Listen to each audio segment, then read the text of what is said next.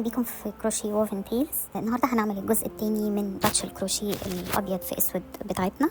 لو ما شفتوش الجزء الاولاني سايبه لكم الرابط بتاعه في قناه الوصف. شوفوه ضروري قبل ما تبداوا الفيديو ده علشان تنفذوا معانا الكلاتش خطوه بخطوه. في الجزء ده احنا هنقفل الكلاتش بتاعتنا بشكل احترافي زي ما قلت لكم. هنعمل الفينيشنج بتاع الشنطه، وهنعمل التطريز المميز، وهنعمل اليد، وهنركب البطانه والسوسته.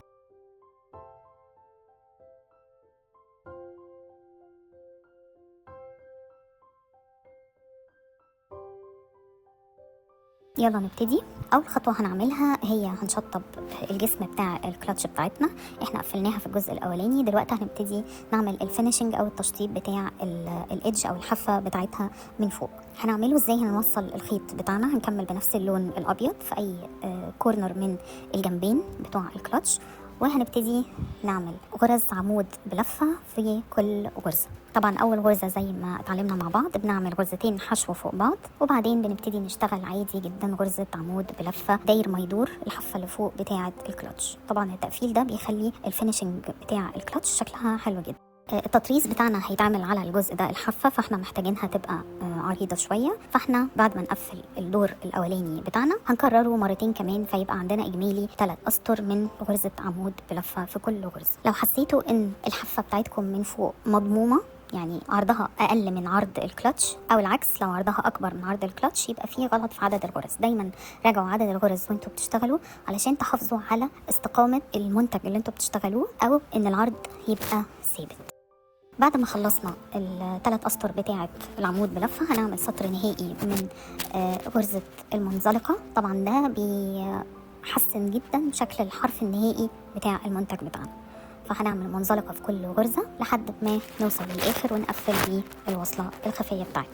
دلوقتي وصلنا بقى لاكتر جزء انا بحبه في التصميم ده، وهو التطريز بتاع الكلاتش بتاعتنا. هنعمل حاجات مش صعبه خالص، اي حد مبتدئ يقدر يعملها. انا اخترت لون الفوشيا واللون الاورنج علشان بيعملوا كونتراست حلو قوي مع الابيض والاسود، وفي نفس الوقت اللونين دول ترندي طالعين موضه وشكلهم جميل جدا وبيدوا لمسه مودرن على اي حاجه سواء في اللبس او الاكسسوارز. طبعا تقدروا تختاروا الوان تانية حسب ذوقكم، او حسب انتوا عاملين الكلاتش عشان تماتشت مع اوتفيت ايه، او يعني بتمشيها مع لبس معين عندك. اول حاجه في التطريز بتاعنا انا هبتدي باللون الفوشيا، وهبتدي اعمل شكل حرف اكس داير ما يدور على الحافه بتاعتنا كلها. الشغل بتاعنا دايما يعني الابره دايما بتشتغل ما بين السطر الاولاني والسطر الثالث، يعني السطر اللي في النص مش هنعمل عليه تطريز، ولكن التطريز هيمشي من فوقيه لانه هيجي من السطر اللي فوقه للسطر اللي تحته. عايزاكم تتابعوني بالظبط بعملها ازاي في الفيديو، يعني ده هتشوفوه طريقه التطريز دي نشوفها هتكون اسهل بكتير من نشرحها. لكن الفكره عموما هي ان انا بدخل الابره من الغرزه اللي على الناحيه اليمين في السطر اللي فوق، ومشيها على الغرزة الشمال في السطر اللي تحت، بسيب غرزة في النص فاضية ودخل الإبرة في السطر الثالث، وبعدين أرجع تاني على الغرزة اليمين في السطر اللي تحت واروح للغرزة الشمال في السطر اللي فوق. ده التكنيك عموما. تابعوا معايا الخطوات في الفيديو هتلاقوها سهلة جدا جدا. طبعا فكرة ان احنا بنشتغل على غرزة ونسيب غرزة دي بتخلي المسافات متساوية ومظبوطة بين الاكسات بتاعتنا، بيطلع الشكل متناسق جدا جدا. هنكمل بنفس الطريقة لحد ما نوصل لأول غرزة عملناها، وبعدين بنخيط طرفين الخيط في ظهر الشغل مع بعض، بنبتدي نربطهم مع بعض، نعمل كذا عقدة وبنقص الزيادة. دلوقتي هبتدي استخدم اللون التاني هو اللون الأورنج. هبتدي اعمل الاول زي كده سطر متقطع زي الخياطه اللي بنعملها لما بنيجي نخيط. طبعا اللمسات البسيطه دي هي اللي بتغير شكل المشروع بتاعنا بالكامل. هنكمل بنفس الطريقه لحد اخر السطر. المره دي هكمل بنفس اللون اللي معايا وهعمل لمسه زياده بس اقفل بيها التطريز بتاعي، برضو سهله جدا جدا.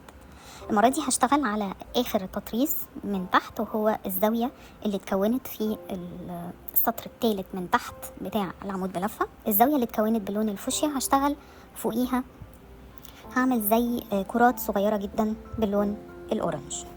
هعملها ازاي؟ هدخل الإبرة من الظهر للوش عند اللون الأورنج، وابتدي ألف على الإبرة 3 لفات وارجع أدخلها تاني بالظبط جنب النقطة اللي أنا دخلت فيها الابره. دلوقتي هنبتدي نعمل الايد بتاعه الشنطه. هنعمل سلاسل بطول الايد زي ما احنا عايزين، في ناس بتحبها طويله وفي ناس بتحبها قصيره. انا عملتها متوسطه بحيث ان انا تدخل في المعصم وفي نفس الوقت امسك الكلاتش بايدي من تحت. بس خلوا بالكم ان عدد السلاسل يبقى مضاعف لرقم 3. افوت سلسلتين وارجع اعمل 3 عمود بلفه في نفس الغرزه. نفوت سلسلتين ونعمل 3 عمود بلفه في نفس الغرزه. الفرق ان انا هعمل السطر ده هشتغل على جنب، ولما اوصل لاخر سلسله بدل ما اعمل مجموعه واحده من ال3 عمود بلفه هعمل 3 مجموعات، فهعمل 3 عمود بلفه وبعدين هرجع اعمل مجموعتين كمان، فكده هكون شكل الدوران بتاع اخر اليد. وبعدين بلف واشتغل في نفس السلاسل بس من الناحيه التانية بنفس الطريقه. اخر حاجه دلوقتي هعملها في اليد هو ان انا هخيطها مع الحلقه، علشان الحلقه طبعا بتاعتي دي زي بتاعت الميداليه بتفتح وبتقفل، هي مش حلقه مقفوله تماما. فانا هبتدي اخيط اليد فيها وبعدين هنركبها في الكلاتش. بخيطها ازاي؟ بمنتهى السهوله. انا بثبت طرفين الايد فوق بعض، طبعا الوش لبره والظهر لجوه والحلقه فوقهم بالظبط، وابتدي كاني بخيط عادي جدا بس حاطه الحلقه فوق اليد. فلما باجي امرر غرز الخياطه بتمر ما بين حلقات اليد وبتلف حوالين الحلقه في نفس ودلوقتي خلاص خلصنا اليد بتاعتنا. هبتدي بس اثبت البطانه والسوسته قبل ما نركب اليد بتاعتنا. بنعملها ازاي؟ بنحط الكلاتش بتاعتنا فوق قماش البطانه وبقص داير ما يدور وسايبه سنتي في الداير ما يدور علشان نقدر نخيط. هخيط الجنبين، هسيب الطرف اللي فوق مفتوح وبعدين هدخل البطانه جوه الكلاتش بتاعتي، طبعا الوش بتاعها لبره والظهر باين، وهبتدي اثبت السوسته. خياطه السوسته هي اللي هتثبت ال3 اجزاء مع بعض، البطانه والسوسته والكلاتش. بحط السوسته الطرف بتاعها بين الكلاتش وبين البطانه وابتدي اخيط خياطه عاديه جدا، طبعا بنفس لون الكروشيه بتاعنا او بلون شفاف، والافضل انه يبقى بنفس لون الخيط لانه الشفاف ساعات بيبان بيعكس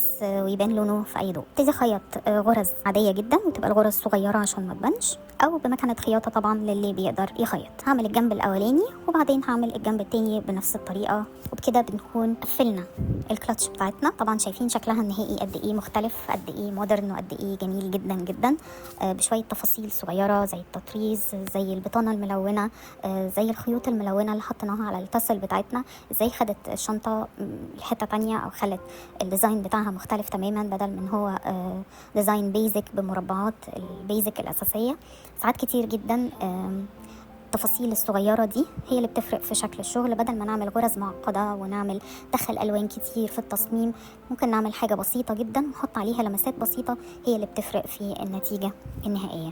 أتمنى يكونوا الجزئين كانوا واضحين وسهلين بالنسبة لكم، وأنكم تكونوا استمتعتوا بالمشروع ده معايا. لو عندكم أي أسئلة ابعتوها لي. لو انتوا عملتوا المشروع ده نفس، يا ريت تبعتوا لي الصور. متنسوش تشتركوا في القناة وتفعلوا التنبيهات علشان ما يفوتكوش أي فيديو، وشكرا جدا.